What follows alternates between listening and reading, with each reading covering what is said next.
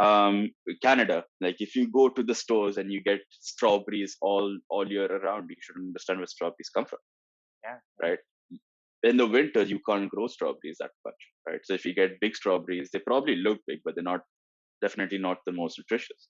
Mm. So strawberry growing season is maybe like it is like from spring till like summer, right? Okay. So that's when we get great strawberries which are grown in Canada. Got If it. you go to the stores, like you will see strawberries from Quebec, which are great. Right now, we're getting strawberries from California and Oh. Mexico, right? Okay. Okay. Right. So now if you have to think, some person in California has a farm of strawberries. He Yeah. packs it up, he puts it on a container, and then he sends it here. Yeah. How much time does that take? You- Three. 3 days. A truck driver will take 5 days, Oh wow. Okay. right? So for 5 days, it's been sitting in that container and it comes here. Yeah.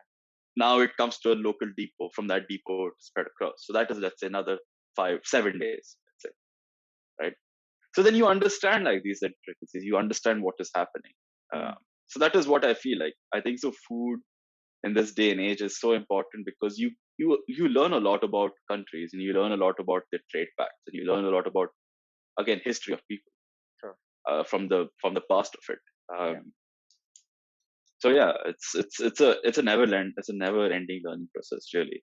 Yeah. Uh, right now, where I am also in French cuisine, like Le Cordon Bleu specializes in French cuisine Yeah. and pastry. Even right now, we are learning like how every aspect of France, like when you go to the southern part of France, you have a lot of Spanish influences. So they use a lot more like red chili pepper and a lot of other spices, which to us Indians, we're like, oh, thank God, right? It's like, oh, great spice. Yeah. But if you go to like more central regions, Yeah.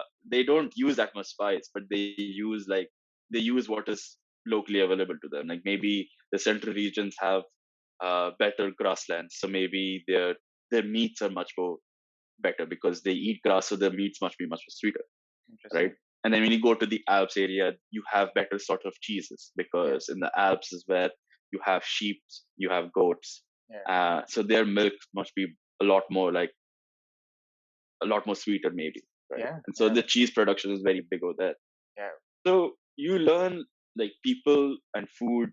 It's about what it is locally. You Yeah. learn about how how we people are is that we live off our land.